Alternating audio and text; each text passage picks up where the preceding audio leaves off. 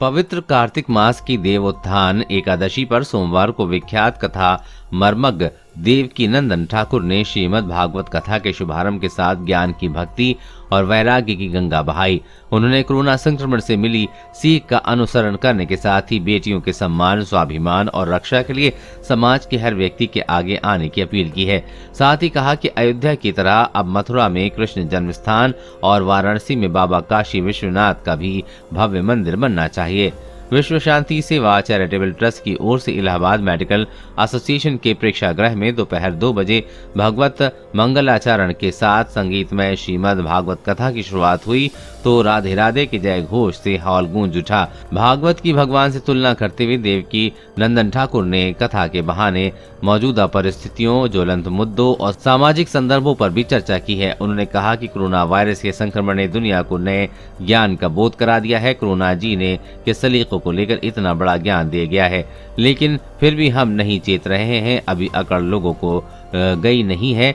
यही हाल रहा तो फिर हम में से बड़ा मूर्ख कौन होगा। ये तो बंद आंखें खोलें, नींद से जागने का समय है। लेकिन लोग कोरोना संक्रमण के धीमा पड़ते ही फिर शराब की दुकानों पर भीड़ लगाने लगे हैं। अनैतिक कार्यों की उसी तरह शुरुआत हो गई है। यही वजह है कि जो लोग कोरोना से किसी तरह बच गए थे वो अब डेंगू की चपेट में आ रहे हैं।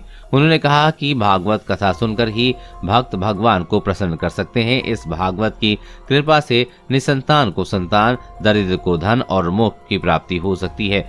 इसलिए ही भागवत का ही भगवान में वास होता है, शब्द ही ब्रह्म है।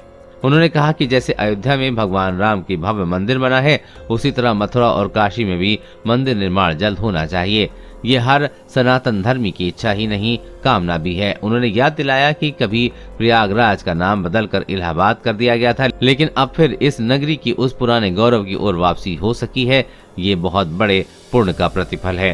उन्होंने कहा कि परमात्मा की जड़ है, इसलिए उनसे दूर नहीं होना चाहिए। जड़ों से दूर होने वाले कहीं के नहीं रह जाते हैं। देश और दुनिया की हर अपडेट पाने के लिए चैनल को सब्सक्राइब करें।